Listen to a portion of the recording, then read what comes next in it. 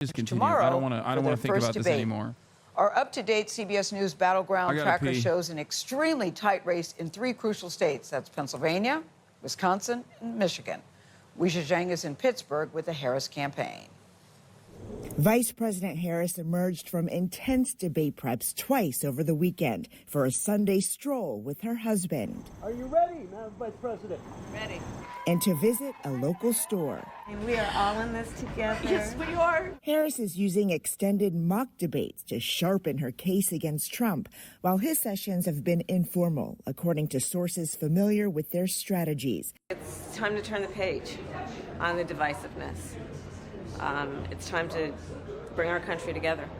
Rallying supporters in Wisconsin on Saturday. We have the dumbest leaders in the history of our country. Trump said the debate would reveal Harris is, quote, stupid, also taking aim at President Biden. He is the worst president in history. She will be worse than him. She will be worse than him. And Trump is never wrong. I am never, ever wrong. In a Truth Social post this weekend, Trump falsely claimed there was rampant cheating in the 2020 election and could be more in 2024. When I win, he wrote, those people that cheated will be prosecuted, which will include long-term prison sentences. It's unhinged. It's anti-American. And guess what? We are not afraid. But Trump has a new faux-turned friend who says she's ready to campaign for him. Former UN Ambassador Nikki Haley. He knows I'm on stand. Yeah, we got it. Oh, my God. Dude, I told y'all, dude. Yo, this shit's so funny to me. I told you, motherfuckers, dude. Liberals back then were like, you don't understand. Nikki Haley could be a really valuable ally to the fucking Democrats. I was like, nope, she's going to fall in line. They always do. They always do. Oh, no. Oh, no. What happened? What happened? I thought this was a big constituency. I thought there was a lot of Never Trump Republicans out there that were just going to fucking go out and vote in incredible fucking margins, dude. What's going on? Oh, man, I'm shocked, dude. I'm shocked. And I don't agree with Trump on everything, but I agree with him on a lot of the policies. I don't know that I agree with Harris on many policies at all. Though Harris has picked up the endorsements of former Vice President Dick Cheney and his daughter, former Republican Congresswoman Liz Cheney, who called Trump a threat to the Republic. The Republicans have nominated somebody who is depraved.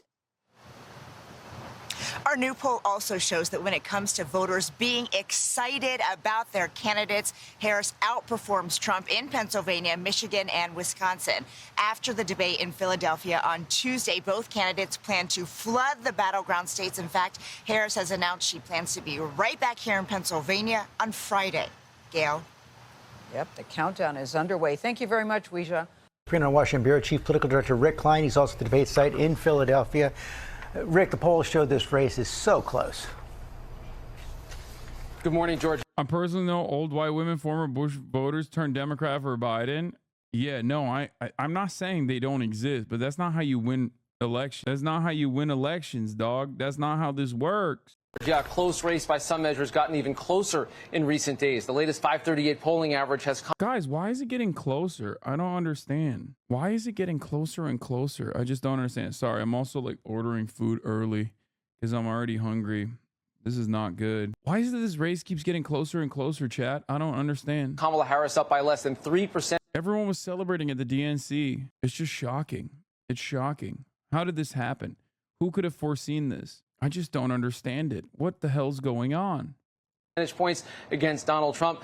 And the story in the battleground states is just as tight. Right now, Harris leading in 5 of the 7 big battlegrounds, but it is a tight race in all of them, including right here in Pennsylvania. Check this out. Harris up now by less than 1 percentage point in the polling average. That's essentially a toss-up in the biggest and almost certainly the most important of the battleground states, George. And right now, Vice President Harris actually, even though she's been vice president for 4 years, not all that well known. Yeah, this is really striking from the latest New York Times Siena poll, which had Trump leading by 1 point. Almost a third of voters overall, 28%, said they need to learn more about Kamala Harris and her positions before deciding how to vote. That compares to less than 1 in 10 voters, 9%, who say the same about Donald Trump. And another important point, in that same polling, Right now, we see that almost half of Americans consider Kamala Harris to be too liberal in her positions. Less than a third of Americans say the same about Donald Trump on the other side. Dude, it almost feels like that's perhaps because Donald Trump keeps saying Kamala Harris is a fucking commie, okay? Whereas the Democrats have no counter message for Donald Trump's insane, unhinged, anti-immigrant sentiment because they've locked themselves down with a right-wing slant on immigration. Now, of course, when you do that, when you adopt the underlying principle that like undocumented migrants are doing crime, okay? Undocumented migrants that are doing crime, when you also, you know, recognize that, even though it's a fucking false narrative entirely, okay? You don't counter message against a policy that Donald Trump is posting, which is basically Hitlerian, okay? Concentration camps and mass deportation of all migrants living on U.S. soil is Hitlerian policy. But I haven't heard a single fucking peep from the Democrats at all on this issue. So when you don't say that, when you don't counter message against that, which is like Donald Trump's signature policy right now that he's running on, then yeah, of course, people are not going to assume that Donald Trump is too conservative. That's it. Because people are fucking stupid, okay? People are stupid. Donald Trump is, once again, able to craft himself. Why are you kind of rooting for Trump? Because the Democrats are also moving to the center. Don't you think it's a good thing that both parties are coming to the center? That reduces the polarity. I'm not answering these fucking stupid ass questions ever again, dude. I'm done. I'm done talking to fucking centrists. I'm done. We're done. We're not having that. We're not having that today. I don't want to get mad. I keep getting mad for no reason. It's just like ruining my fucking day. That he is too conservative. At the same time, this polling suggests that people want to see a sharp break from the Biden administration. So it all makes for a couple of major challenges for Harris going into tomorrow night. She has to define her positions and also potentially define how she has moderated her positions and broken from Biden, even though she is serving as his vice president. That's a lot to get done in one night and beyond, George. Anyway, Democrats are not counter messaging against Donald Trump being a fucking insane person. Donald Trump gets to be able to present himself as a peaceful dove. That's number one. Donald Trump also doesn't have any counter messaging that shows him as like a fucking psycho on the issue of immigration, which is his number one policy.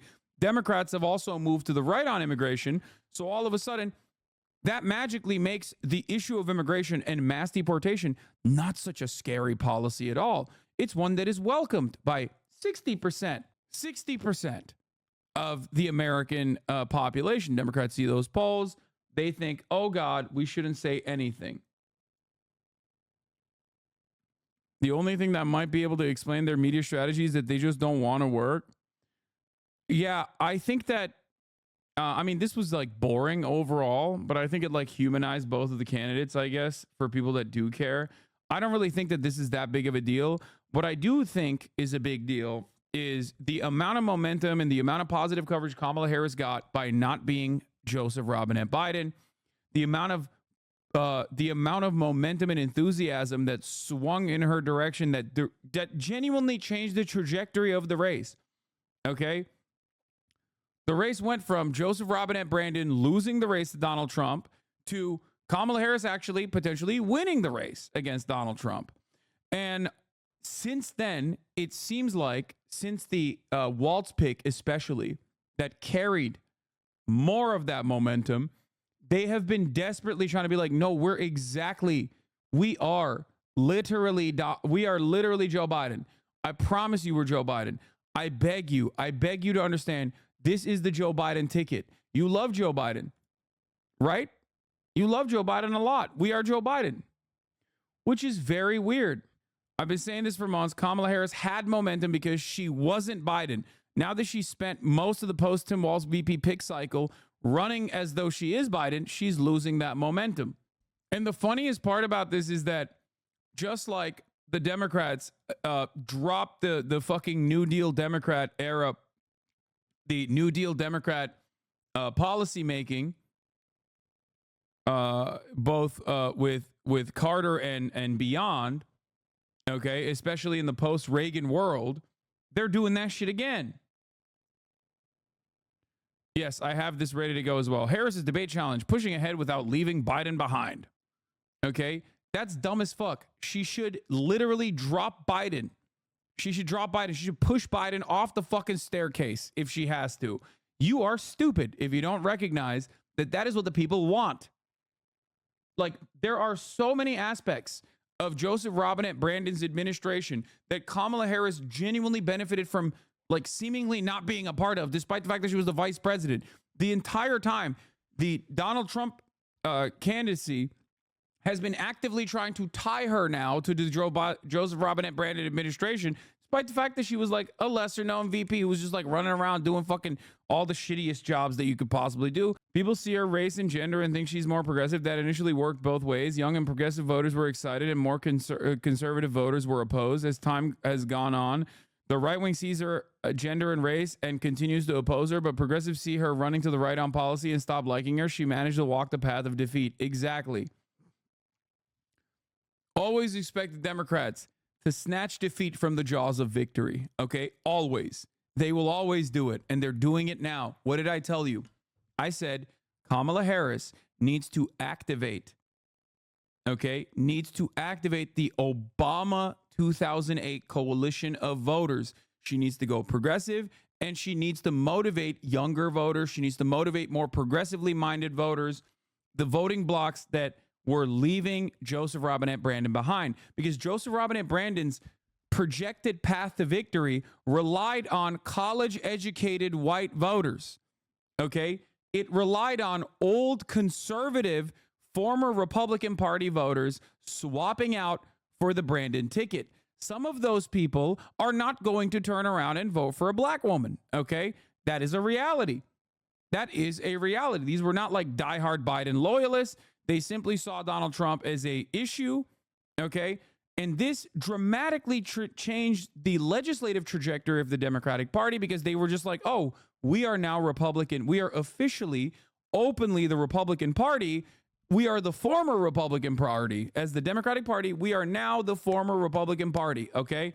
If you love the former Republican Party, come vote for us. The funny thing is they pick Walz because he was good on TV and are now hiding him because they are scared to actually have a policy agenda and defend it.